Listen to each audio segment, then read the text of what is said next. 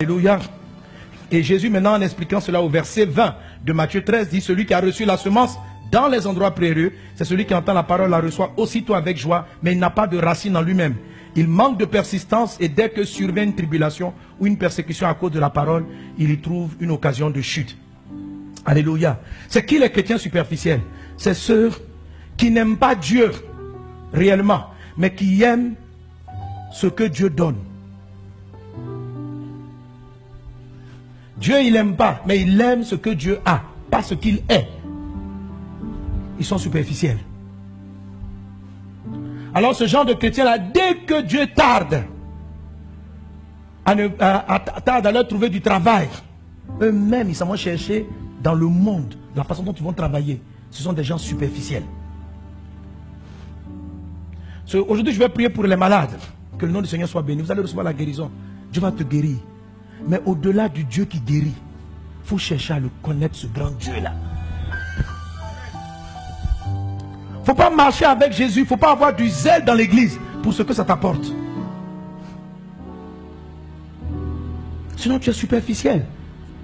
Quand on dit demain, tu vas voyager, amen.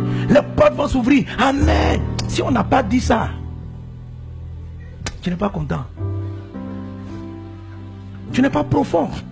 Tu n'es pas profond. La profondeur amène Dieu à t'expliquer des choses cachées. Pourquoi tu vas avoir l'intelligence de Dieu? Parce que Dieu va t'expliquer des choses qu'il n'a expliquées à personne. Dieu a créé la terre. Il n'y a aucune science qui soit au-dessus de lui. Dieu a créé la médecine. Dieu a créé l'administration. Il a créé la comptabilité. Les gens profonds, Dieu explique. C'est comme ça que Dieu a expliqué à Joseph des règles profondes de l'économie. Comment on résout tel problème? Comment on résout ceci? Comment on résout cela? Et je suis convaincu que dans un siècle, Dieu va susciter des chrétiens, des gens qui auront une intelligence extraordinaire. Toutes les maladies, là, il y a des gens qui vont trouver des remèdes parce que Dieu va leur parler. Dieu va te dire, bon, toi tu veux guérir le sida, non? Viens, je t'explique. Voilà. Voici le sida, là, voilà. Tac, tac, tac, tac, tac, tac, tac. Voilà comment on traite. Colle là. Deep, collect into deep. Amen. Amen. Voilà, j'aime la version anglaise parce que la version Louis II traduit ça différemment. La version d'Abim utilise plutôt le mot abîme. L'abîme répond à l'abîme. Mais dit la profondeur. Nous sommes en train de parler de aimer Dieu en profondeur. La Bible dit la profondeur répond à la profondeur. Si tu veux que Dieu soit profond, il te révèle des choses profondes. Toi-même sois profond. La profondeur répond à la profondeur. Sois pas quelqu'un de superficiel. Ne marche pas avec Dieu pour des intérêts, pour l'argent qu'il va te donner, pour les habits qu'il peut te donner, pour la gloire qu'il peut te donner. Non, il faut l'aimer lui-même, pour qui il est. Mes amis, ça fait la différence dans l'église. Ça fait la différence entre les types de chrétiens. Alléluia. Et beaucoup de gens ont cette relation avec Dieu. Ce sont des choses que j'enseigne souvent, mais c'est bien de revenir là-dessus. Quand il se met en prière, donne, donne, donne. Je veux voyager, je veux manger, il faut me soigner, il faut t'occuper de ma maison, il faut t'occuper de mes enfants, il faut t'occuper, il faut t'occuper. La plupart de ces gens, lorsqu'ils prennent un temps de jeûne, moi je te pose la question, dans tous les moments de jeûne que tu as pris, est-ce que tu en as pris juste parce que tu aimais Jésus et pour lui dire que tu l'aimes? Pas pour lui demander quelque chose. Est-ce que tu as déjà pris une journée de jeûne ou 2 jours, pas pour expliquer un problème à Dieu? Quand tu jeûnes, est-ce qu'il n'y a pas de sujet? Ça veut dire que tu veux juste t'asseoir et puis dire non, c'est pour rester une journée avec toi, juste pour prendre du temps avec toi. Et ça a déjà jeûné comme ça. Tu vois, ça c'est quelque chose qui touche Dieu. Voir quelqu'un qui s'approche de lui parce qu'il n'attend rien. Il n'attend rien. Comment les gens sont zélés quand il s'agit de prier pour leurs propres problèmes. Aujourd'hui, veillez. Tous les problèmes qui n'ont pas été décantés seront résolus cette nuit. La foule. Et puis aujourd'hui, on dit, aujourd'hui, veillez. On ne va rien demander. On va juste dire à Jésus qu'on t'aime. Tu vas voir, l'église sera vide. Mais venez simplement dire à Dieu qu'on l'aime. Juste rester un temps dans sa présence, lire sa parole pour le connaître. Est-ce que tu fais ça? Si tu ne fais pas ça, tu es superficiel. Tu n'aimes pas Dieu. Tu t'aimes toi-même. Le jour où tu es concentré dans ta prière, c'est pour lui parler de ton mariage. Le jour quand tu veux lui parler, tu veux lui dire que tu l'aimes, tu fais des prières distraites. Tu sais, je t'aime. Hein? En même temps, tu es ton cellulaire. Je t'aime. Je t'aime. Ton amour est superficiel. Il faut que tu prennes une décision. Amen. De l'aimer. Pas pour ce qu'il te donne ou pour ce qu'il va faire dans ta vie ou pour des promesses. Là, nous sommes dans un moment d'adoration. On est dans un moment d'adoration. Il y a beaucoup de gens qui sont là à prosterner et qui pleurent. Oh Jésus, je t'aime. Qui est comme toi? La question que je viens de poser, est-ce que tu fais ça quand tu es à la maison? Quand tu es seul sans personne, est-ce que tu pries comme ça? Tout de suite on a dansé, on a sauté. Est-ce que tu fais ça sans musique? Alléluia. Amen. Moi, mes premières visitations de Dieu, personnellement, c'est dans un moment comme ça.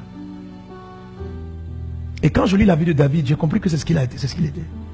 Je prenais des nuits. J'ai dit aujourd'hui je veille. Je prends des nuits jusqu'à présent. Et puis je suis seul, sans musique. Parce que mes parents sont musulmans, je ne peux pas jouer. Donc je chante dans mon cœur. Et puis je danse. Mais Jésus est grand. Et tu es tout pour moi. Tout pour moi. Quand mes frères par accident ouvraient la porte et me trouvaient, on dit mon maître semble devenu fou. Non, imagine qu'il n'y a pas de musique.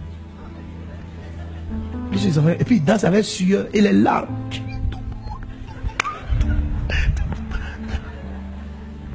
Tout pour moi, tout pour moi, tout pour moi, tout pour moi.